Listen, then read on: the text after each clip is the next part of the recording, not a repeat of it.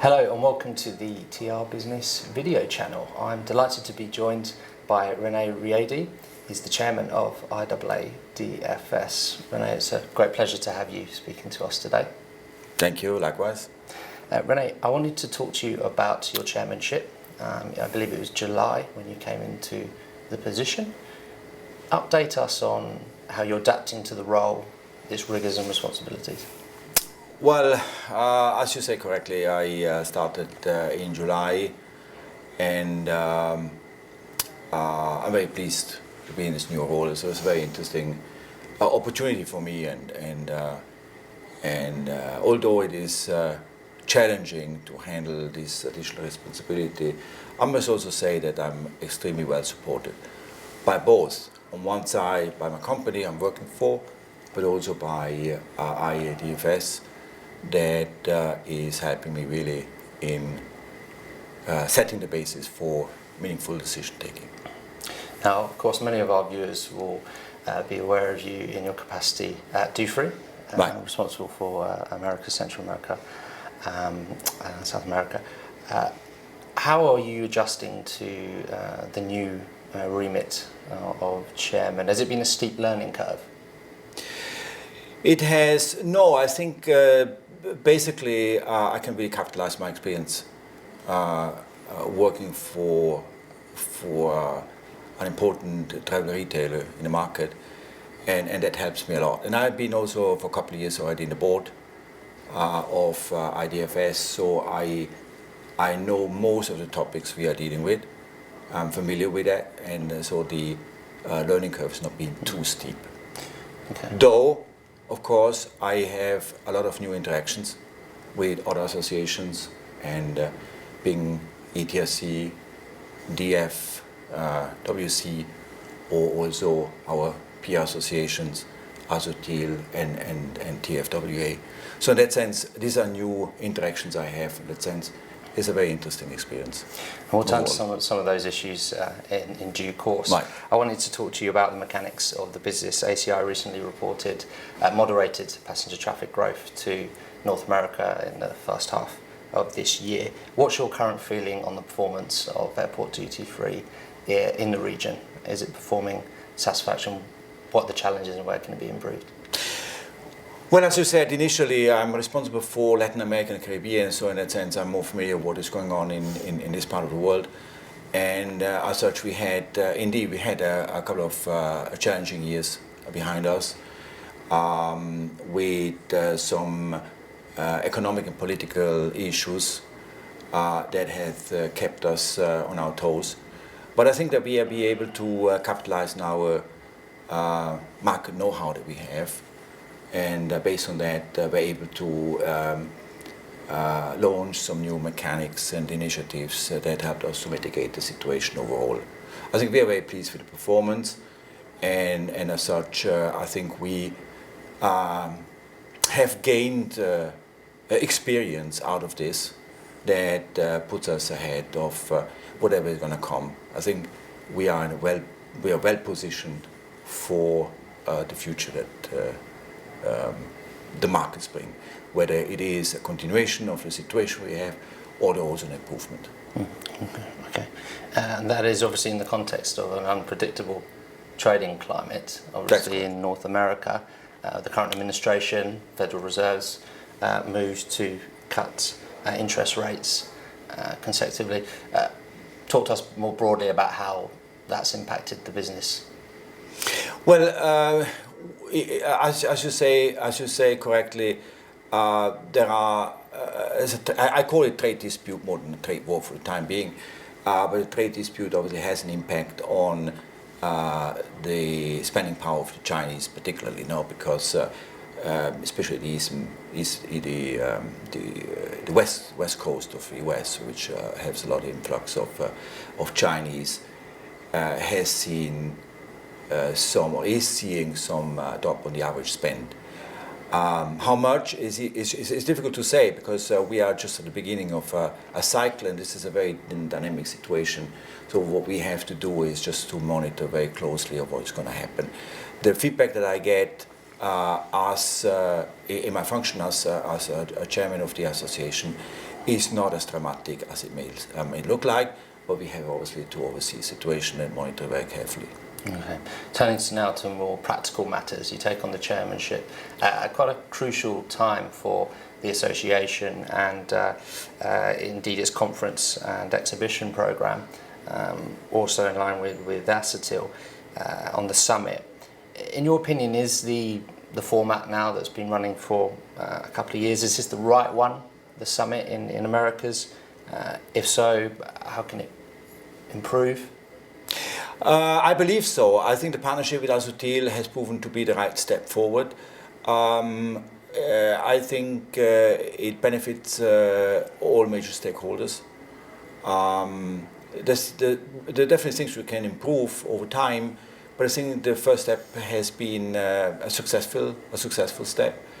I think we have to be clear on that. I mean, the associations, they continue to be independent. I mean, ASATIL is an independent association as well as IAADFS is an independent association. What we have done is just to bring the summit together. And what we do is we bring the best of the two events together. On one side, the know-how of ASATIL in organizing a conference, and the other side, IAADFS, who has been running a show, an exhibition. And what we have done is, as you know, last 2 years is to have an educational part at the beginning of the morning and then the exhibition later. And that has been proven to be a success. The feedback that we got from the participants have been positive. And also, as you know, we have changed location last year for the first time. So that has changed a little bit the dynamics. Still, we need to understand a little bit better what impact it has already had on the change of location. I think we need probably another year to understand and then take decisions as we go forward. But so far, we're very, very pleased. And I think also that there is we have absolute right to have a summit in the Americas. As there is one in Asia, as is the World Conference and exhibition here in Cannes, there is room and opportunity for one in the Americas. Americas as being an important part of the travel retail industry, and we have an important share, and with great potential for future growth. I think that alone makes it the region deserve a summit in the way as we have.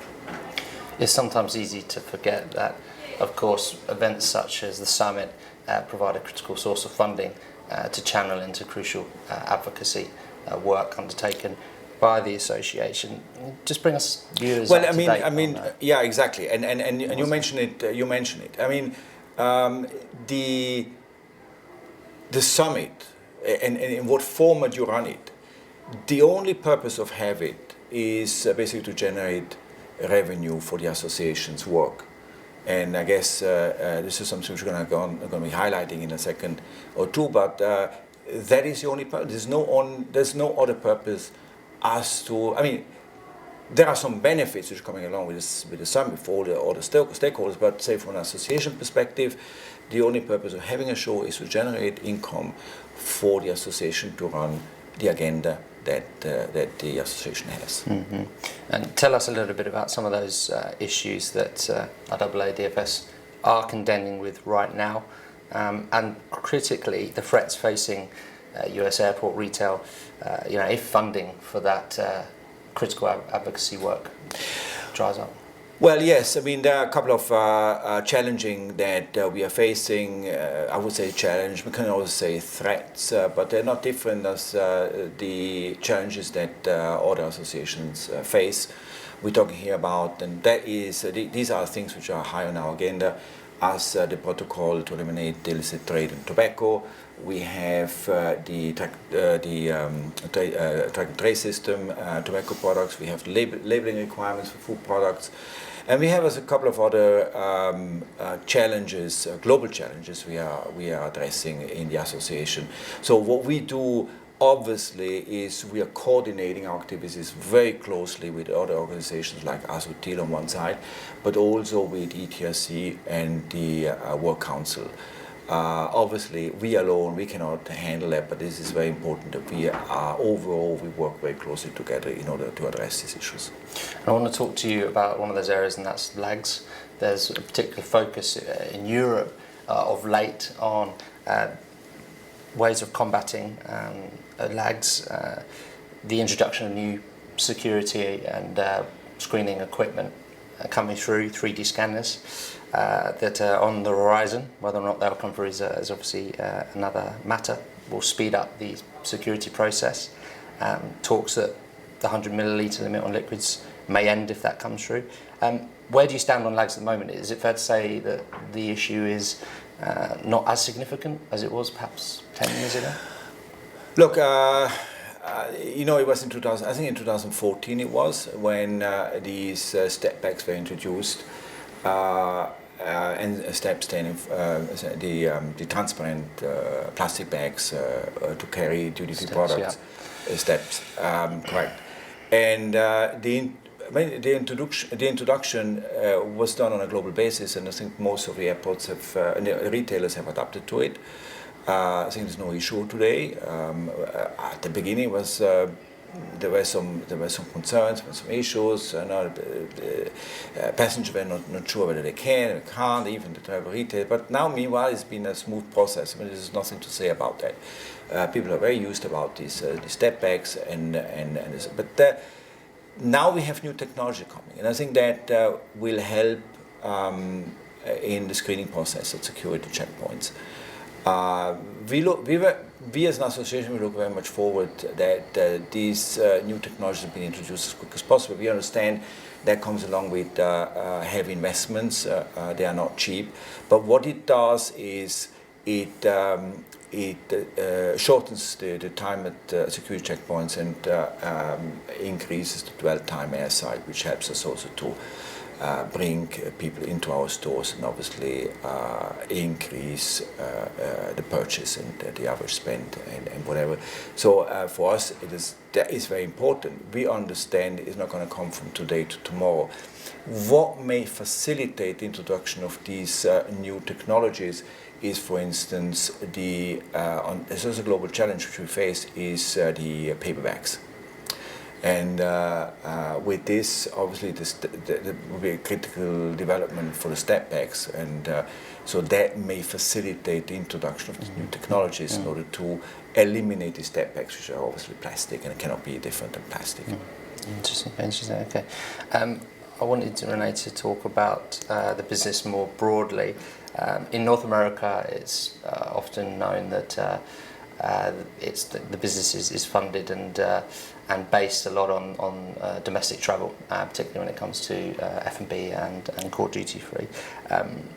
What is your view on F&B in the North America's market? Is that consistent rise and seeming appetite for that side, is that hurting the core? No, I don't think it hurts the core. I really don't believe it hurts it.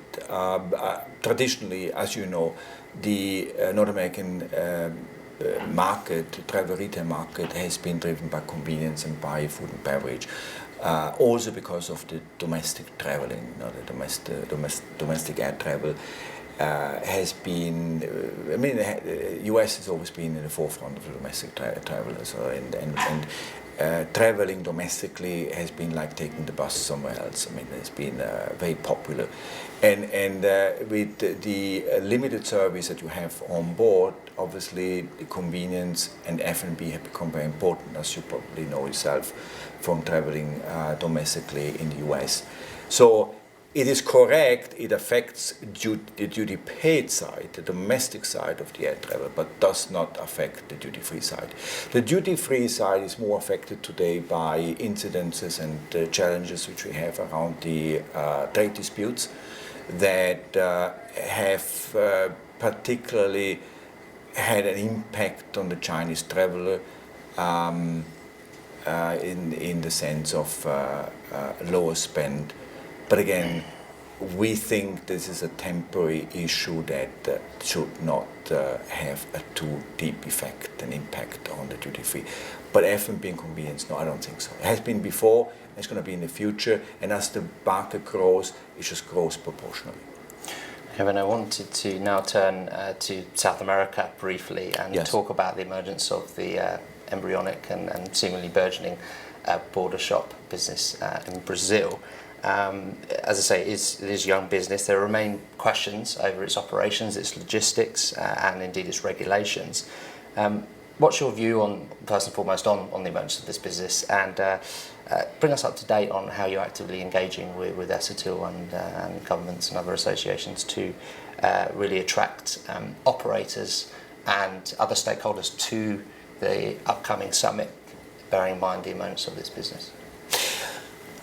Fundamentally, I believe that the border business in South America, and we talk here the border business on the Brazilian side, borders to different neighboring countries, is fundamentally changing the entire business in South America, specifically the border shop business in South America. Border shops have always been an important segment in the travel retail industry in South America, but now as Brazil has opened up, I think it's going to fundamentally change. You remember that in 2014, I think it was 2014, Brazilian government has passed a bill to allow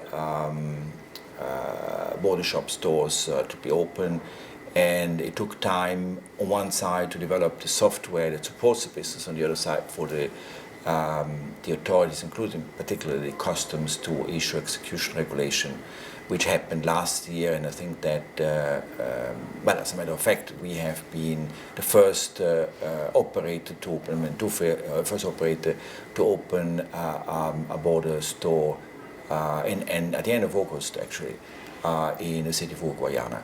There are 32 twin cities that have been selected as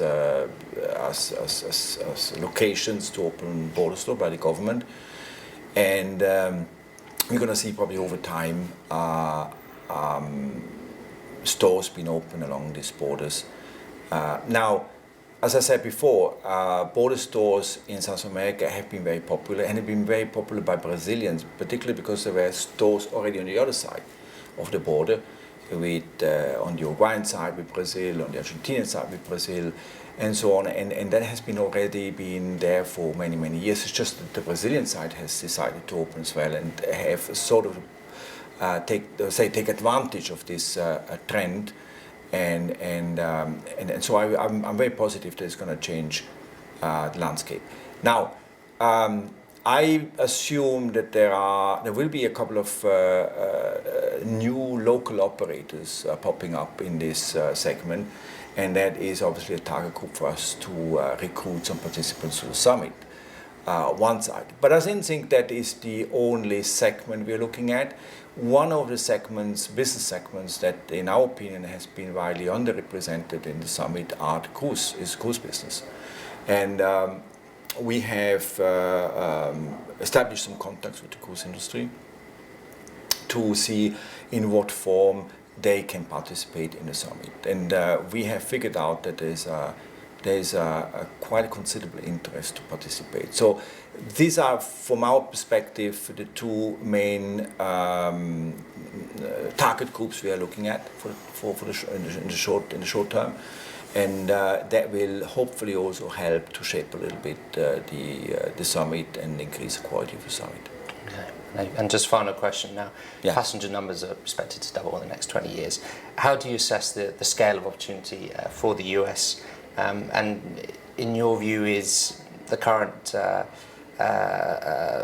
explosion in those numbers and the trajectory of that growth, is it responding adequately in terms of duty-free services and travel retail services? Well, you talk particularly about North America, and I think one of the things that has to happen is the modernization of the infrastructure and expanding of the capacity. And I think that according to ACI North America, there is a need in the range of about $130 billion between today and mid-20s to expand infrastructure, but also to bring it back up to date. And what happened along with that is it's going to be new white space opportunity popping up. And I think this is great news. If this is all happening, it's great news for us because it gives us new opportunities for opening up retail stores, for expanding the product portfolio, but also for F&B, for convenience, for etc. So I expect that the passenger volume will grow in line with what the world has seen in the past. But that the infrastructure needs to be upgraded, and that is going to happen. We have seen a couple of things already happening, and I think this is just the beginning. René, thank you very much for your comments today. Pleasure. Thank you. Thank you.